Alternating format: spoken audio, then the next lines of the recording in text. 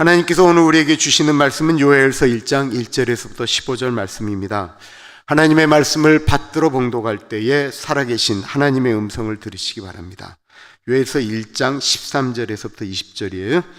제사장들아, 너희는 굵은 배로 동이고 슬피 울지어다. 제단에 수종드는 자들아, 너희는 울지어다. 내 하나님께 수종드는 자들아, 너희는 와서 굵은 베옷을 입고 밤이 새도록 누울지어다. 이는 소제와 전제를 너희 하나님의 성전에 드리지 못함이로다. 너희는 금식일을 정하고 성회를 소집하여 장로들과 이 땅의 모든 주민들을 너희 하나님 여호와의 성전으로 모으고 여호와께 부르짖지어다. 슬프다, 그날이여, 여호와의 날이 가까웠나니 곧 멸망같이 전능자에게로부터 이르리로다. 먹을 것이 우리 눈앞에 끊어지지 아니하였느냐? 기쁨과 즐거움이 우리 하나님의 성전에서 끊어지지 아니하였느냐? 씨가 흙덩이 아래에서 썩어졌고 창고가 비었고 곡간이 무너졌으니 이는 곡식이 시들었음이로다. 가축이 울부짖고 소떼가 솟아나니 이는 꼴이 없음이라. 양떼도 피곤하도다. 여호와여, 내가 주께 부르짖으오니 불이 목장의 풀을 살랐고 불꽃이 들의 모든 나무를 살랐음이니이다. 들짐승도 주를 향하여 헐떡거리오니 시내가 다 말랐고 들의 풀이 불에 탔음이니이다. 아멘. 오늘은 슬픈 그날 우리는 무엇을 할 것입니까? 라는 제목으로 은혜 나누고자 합니다. 한번 같이 읽어볼까요? 슬픈 그날 우리는 무엇을 할 것입니까? 2010년 5월 23일 일본의 제1교포인 소프트뱅크에 있는 손정희 회장이 자신이 운영하는 트위터에다가 당신은 언제 가장 슬프십니까? 그리고 10분 후에는 반대로 당신은 언제 가장 행복하십니까? 이렇게 두 개의 문제를 이렇게 그냥 던졌어요. 이틀 만에 무려 2,500여 개의 댓글이 달렸습니다. 그 중에 가장 슬플 때는 언제냐고 이야기할 때 죽음이 21%, 고독이 14%, 절망이 11%였습니다. 즉 가장 슬플 때는 거의 다 비슷한 거예요. 죽음, 고독, 절망은 사랑하는 사람이 자기 곁을 떠나서 더 이상 볼 수 없을 때 가장 사람이 슬프다라고 표현하고 있습니다. 그럼 가장 행복할 때는 언제냐라고 하자 하루하루 살아가는 것이 가장 행복하다가 제일 많이 나왔어요. 14%. 그리고 내가 원하는 것들을 이렇게 열심히 하는 자아 실현을 할 때 12%. 그리고 세 번째가 내가 사랑하고 사랑받을 때. 그렇다고 할 때 만약에 우리의 죽음이, 우리의 고독이, 외로움이 가장 슬픈 일이라고 한다면 반대로 우리가 가장 행복하게 살 수 있는 것은 우리가 사랑하는 사람하고 있는 이때를 가장 행복하게 살면 되잖아요. 그런데 그런가요? 떠나면 가장 슬픈 줄 우리가 다 안다고 이야기하면서도, 떠나면 슬퍼할 줄 뻔히 알면서도 우리는 같이 있으면서 그 소중함에 대해서는 전혀 생각을 하지 않고 살아갑니다. 죽으면 후회하는 것을 우리는 다 알면서도 우리는 살아가는 동안 그것을 무시하지요. 왜 그럴까요? 우리는 왜 알면서도 그 소중한 것을 지나간 다음에야 슬퍼하는 것입니까? 신앙생활도 마찬가지입니다. 신앙생활은 하나님과의 아름다운 동행이지만 그 동행이 이루어지지 않을 때 성경에서 하나님은 선지자들을 통해, 말씀을 통해, 자연재해를 통해서, 혹은 오늘날 같은 경우에는 뉴스 같은 것을 통해서 하나님은 경고하셨습니다. 그리고 그 경고의 대가는, 결과는 성경에 보면 다 대단히 슬픈 것으로 나타납니다. 그리고 우리는 그런 얘기를 수도 없이 들었습니다. 그러나 그럼에도 불구하고 성경을 보면 이스라엘은 그 경고를 무시하였고 이스라엘이 마치 그 경고를 무시하였듯이 우리 인류의 교회 역사나 우리 세계의 역사는 꼭 슬픈 일을 겪은 다음에야 아파하고 힘들어합니다. 이스라엘에 그런 큰 사건이 일어났습니다. 전쟁이 일어난 것이 아니었어요. 쿠데타가 일어난 것이 아니었습니다. 이스라엘의 가장 큰 어려움이 이 요엘서에 그려지고 있는데 그것은 뭐냐면 집에 들어왔는데 냉장고를 열었는데 식탁 위를 봐고 찬장을 열고 어디를 봐도 먹을 것이 하나도 남아있지 않는 것입니다. 이스라엘에 몇 년 동안의 흉년이 있기 때문에 그랬는가? 그것이 아니었습니다.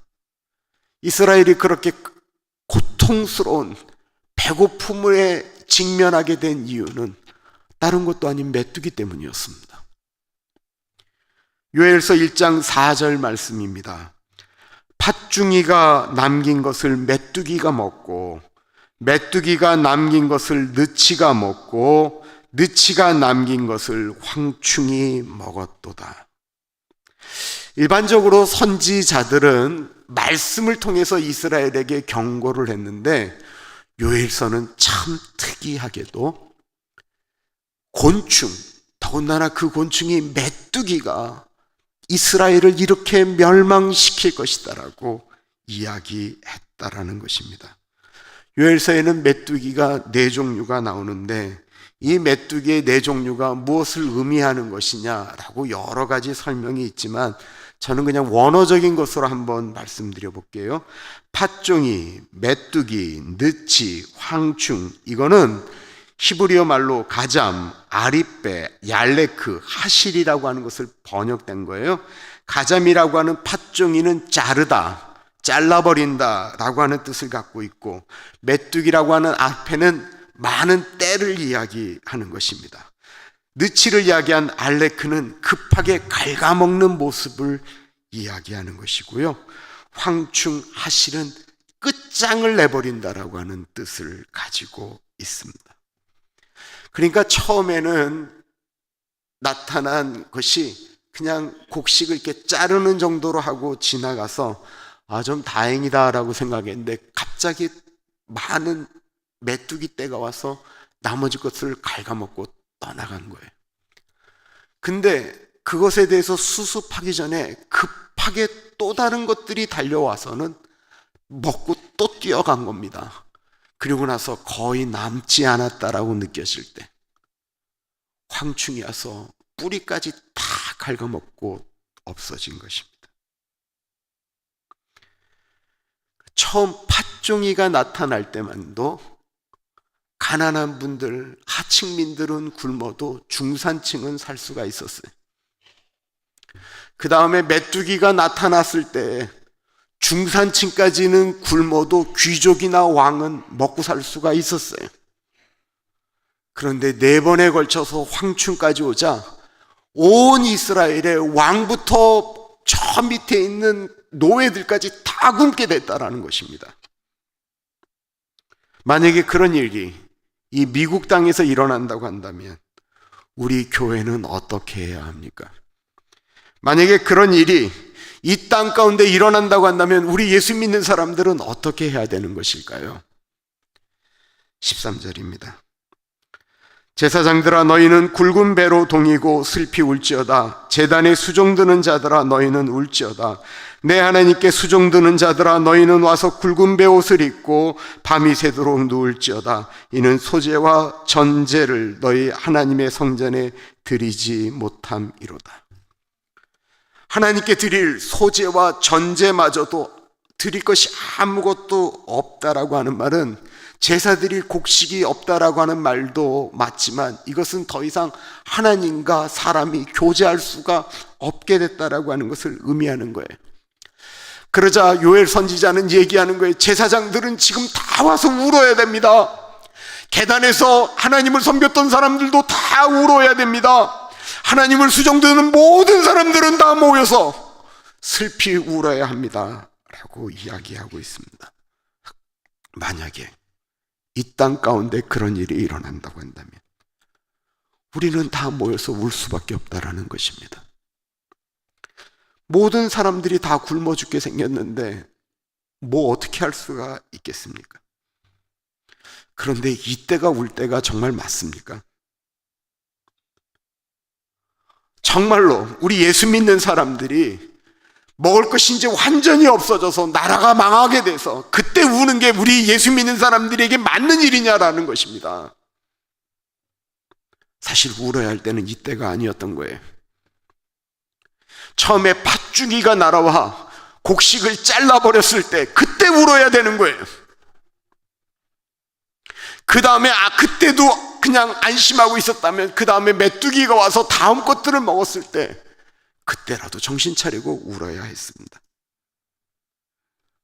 정작 울어야 될 때 울지 않게 되니까 나중에는 상황이 울지 않고서는 견딜 수 없는 상황까지 끌려가게 된 거예요. 교회는 그렇다 치더라도 굶주린 일반 백성들은 어떻게 해야 됩니까? 요엘은 일반 백성들에게 외칩니다. 너희는 금식일을 정하고 성회를 소집하여 장로들과 이 땅의 모든 주민들을 너희 하나님 여호와의 성전으로 모으고 여호와께 부르짖을지어다. 기도에는 개인 기도가 있고 모여서 하는 합심 기도가 있는데 14절에 금식일을 정하고 성회를 소집하라라고 하는 것은 합심 기도하자라고 하는 대표적인 이야기입니다. 온 국민이 굶주려서 헐떡거리고 있을 때 이 문제는 개인의 문제가 아니고 국가의 문제라고 선포하고 있는 것입니다.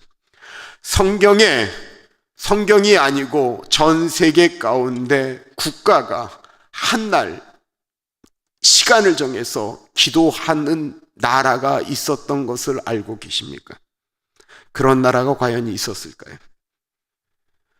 여러 번 있었습니다. 특히 미국은 1775년 독립운동이 시작되어진 다음에 미국에 있는 대통령들이 무려 국민들에게 140일 동안 오늘은 우리가 금식하며 국가를 위해 기도합시다 라고 하는 것을 요구하였습니다.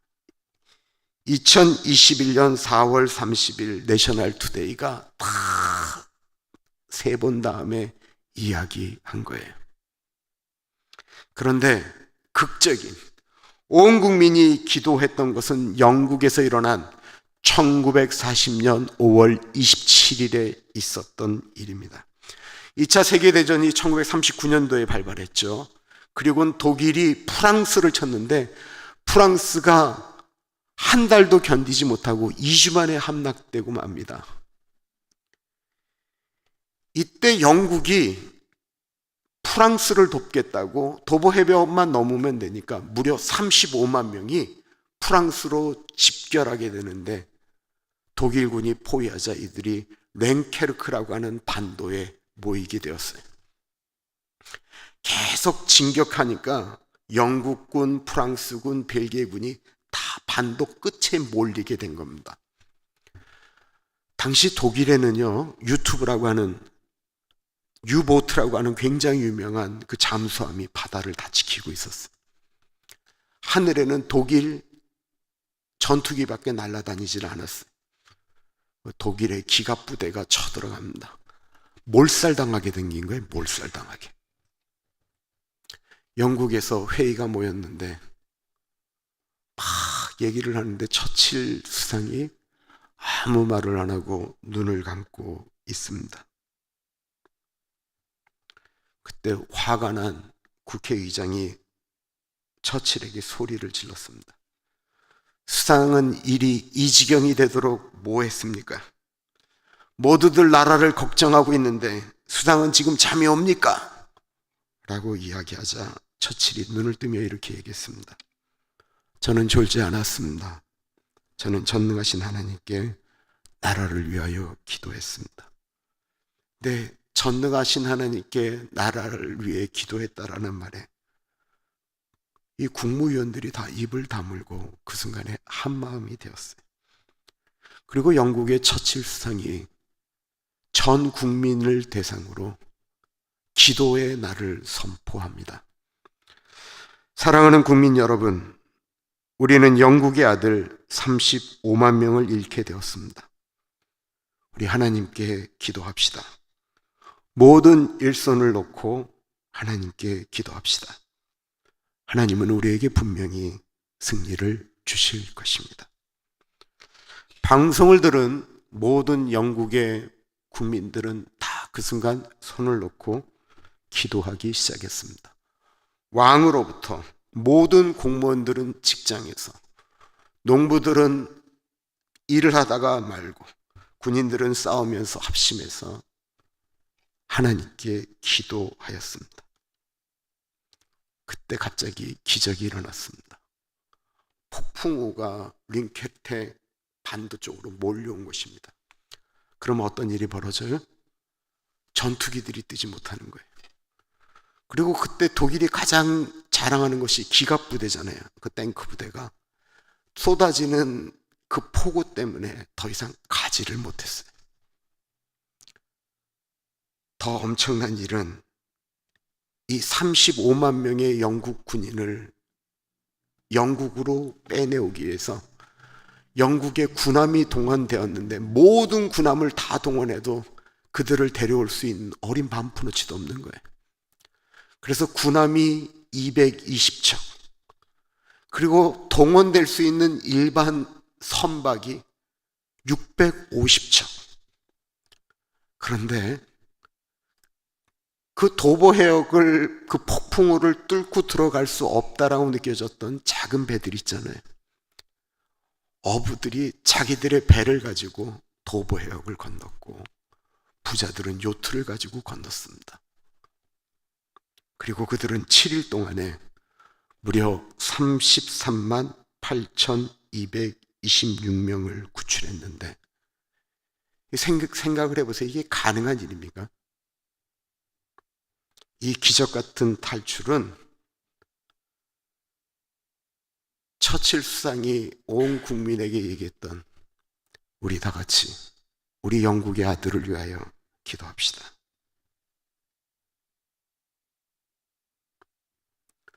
모든 먹을 것이 사라진 이스라엘은 마땅히 함께 모여 기도해야 했습니다. 15절부터 보면, 슬프다 그날이여 여호와의 날이 가까웠나니 곧 멸망같이 전능자에게로부터 이르리로다. 먹을 것이 우리 눈앞에 끊어지지 아니하였느냐? 기쁨과 즐거움이 우리 하나님의 성전에서 끊어지지 아니하였느냐? 씨가 흙덩이 아래에서 썩어졌고 창고가 비었고 곡간이 무너졌으니 이는 곡식이 시들었음이로다. 가축이 울부짖고 소떼가 소란하니 이는 꼴이 없음이라 양떼도 피곤하도다. 요엘 선지자가 국민들에게 했던 첫 마디가 무엇입니까? 슬프다 그날이요. 슬픔의 그날이요. 더 이상 먹을 것이 없고 너무나 앞날이 캄캄해서 더 이상 기쁨과 즐거움이 하나님 앞에서 끊어지고, 씨를 뿌려도 농사가 되지 않고 창고는 비었고 곡간은 무너졌고 굶주린 가축들마저 울부짖는 그 슬픔의 날, 그 슬픔의 날이 오면 우리는 무엇을 해야 하는 것입니까? 아무것도 먹을 것이 없습니다. 도망갈 데도 없습니다. 만약에 그런 슬픔의 날이 온다고 한다면 정말 우리는 무엇을 할 수 있습니까? 19절부터 20절입니다. 여호와여 내가 주께 부르짖으오니 불이 목장의 풀을 살랐고 불꽃이 들의 모든 나무를 살랐음이니이다. 들짐승도 주를 향하여 헐떡거리오니 시내가 다 말랐고 들의 풀이 불에 탔음이니이다. 그런 날이 온다고 한다면 성경에 있는 말씀처럼 우리가 할 수 있는 게 뭐가 있겠어요? 하나님께 부르짖는 것 외에 아무것도 할 것이 없습니다. 모든 것이 다 불탄 것 같고 가축들만 아니라 들짐승마저도 하늘을 향하여 울부짖는 상황입니다.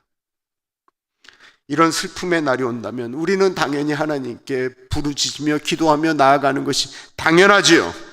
그런데 만약에 말입니다, 만약에 아직 그 슬픔의 때가, 그 슬픔의 날이 아직 우리에게 오지 않았다고 한다면, 그러면 우리는 어떻게 해야 됩니까? 그 슬픔의 날이 왔을 때는 우리가 하나님께 울부짖는 것이 당연한 것이지만, 만약에 그 슬픔의 날이 아직 우리에게 안 왔다고 한다면요, 오늘 성경에는 메뚜기가 4번에 걸쳐 지나갔죠. 만약에 우리의 인생 가운데 메뚜기가 한 번 지나갔다고 한다면 어떻게 하시겠습니까? 만약에 우리의 인생 가운데 메뚜기가 2번만 지나갔다고 한다면 어떻게 하시겠습니까? 아직 2번 남았으니 나 하고 싶은 대로 하면서 살겠다라고 하시겠어요? 아니면 그때라도 하나님께 울부짖으시겠습니까? 2012년 1월 달부터 가나안 교회는 여전도회를 중심으로 마켓에 나가서 서명운동을 받았습니다. 그 서명운동은 SB48이라고 하는 성소수자, 동성애자, 양성애자, 성전환자들이 미국 발전에 지대한 공헌을 한 사람들이 있으니까 이 사람들의 이름을, 이 사람들이 했던 공적을 공립학교 책에다가 기록하는 것을 넣자라고 하는 법이었어요. 마크 리노 당시 상원 의원이 발제한 법이었습니다. 처음 그것을 교인들에게 말씀드릴 때 교인들이 이런 법이 통과가 되겠느냐라고 말씀들을 하셨습니다. 그 법안을 저지하기 위해서는 50만 4,760표가 필요했는데 딱 7,000표 모자라서 그게 통과되었습니다. 이때부터 아이들이 공부하는 교과서에 조금씩 성소수자에 대한 이야기들이 들어가기 시작했습니다. 그리고 오바마 대통령은 연임했던 2012년 5월 8일 공식적으로 동성 커플 결혼식을 선언했고, 3년이 지난 2015년 6월 26일 미국은 공식적으로 동성 결혼을 헌법에 넣어 합법화시켰습니다. 그리고 그맘때 저희 교회가 소속되어져 있는 PCUSA에서 동성 결혼에 대해서 각 교회마다 신앙 양심을 따라 결정하도록 하는 법이, 이건 사실상 동성 결혼을 허락하는 것이 총회에서 통과가 되었습니다. 그때 저희 교회에서는 교단을 탈퇴할 것인가로부터 해서 수많은 이야기들이 오고 가고 있었고 급하게 헌법 수정에 들어갔습니다. 그리고 결혼에 대해서 오렌지 가나안 장로교회의 결혼에 대한 정의와 이 가나안 교회 이 건물은 어떤 용도로만 사용되어지는 것에 대해서 2장에 걸쳐서 완성을 시켰고 2015년 12월 13일 공동의회를 통해서 통과시켰습니다. 세상에 한 차례 폭풍우가 지나간 것 같았지만 그 모든 것은 시작에 불과했습니다. 저희도 모르는 법 AB 1266이라는 법이 이미 2013년도에 통과되었습니다. 그 법은 2014년 1월부터 모든 유치원부터 모든 공립학교의 공공시설에 자기의 성 정체성을 따라서 마음껏 들어갈 수 있다라고 하는 것이었습니다. $950 이하로 물건을 훔치면 처벌받지 않는 법, 주민 발의안 47도 2014년도에 통과되어서 그때부터 이 캘리포니아의 때강도가 들끓기 시작했습니다. 문제는 이런 법이 통과되어질 때 여기에 있는 시민권자들이 투표를 하기도 했고 하지도 않았다라는 것입니다.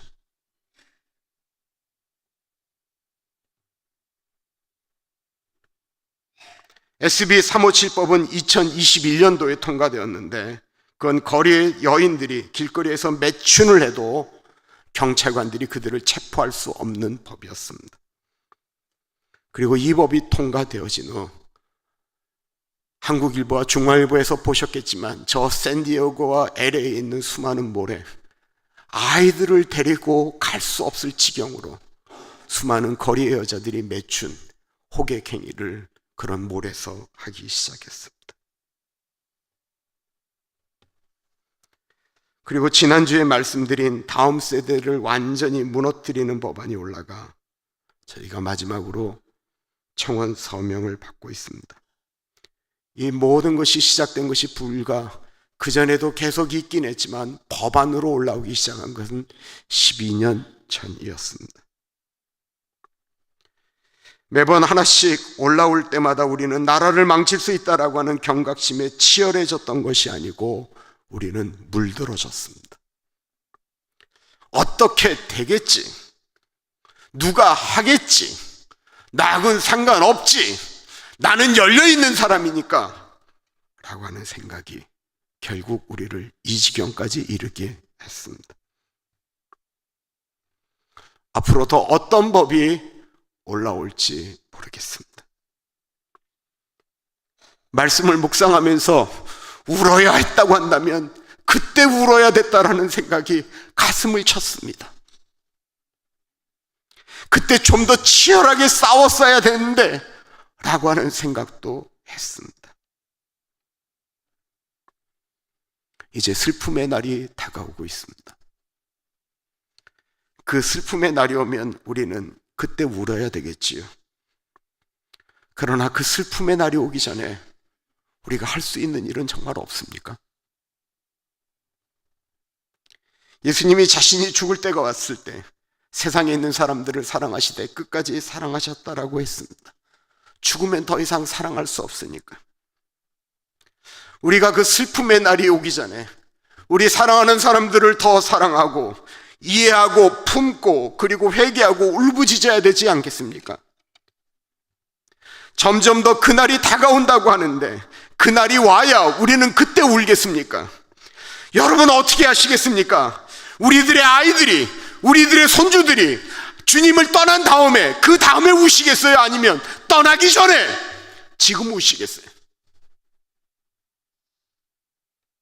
이 나라를 위해 천조국이라고 불리는 이 미국을 위해 언제 우시겠습니까? 나라가 다 망가진 다음에 우시겠습니까? 아니면 지금 우시겠습니까? 지금 울어야 하고 지금 아파해야 합니다. 지금 사랑해야 되고 지금 용서해야 합니다. 기도하겠습니다.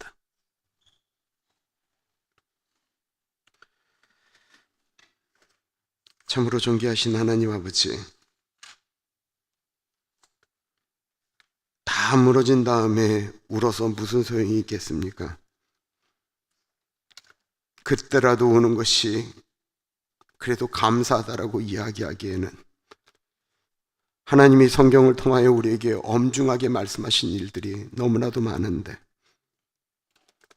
존귀하신 하나님, 우리가 하나님의 경고를 무시하였던 날들이 얼마나 많은지 회개하게 됩니다. 하나님, 그 슬픔의 그날이 오기 전에 하나님께 기도하는 우리들 되게 하여 주십시오. 참으로 존귀하신 예수님 이름으로 기도드립니다. 아멘.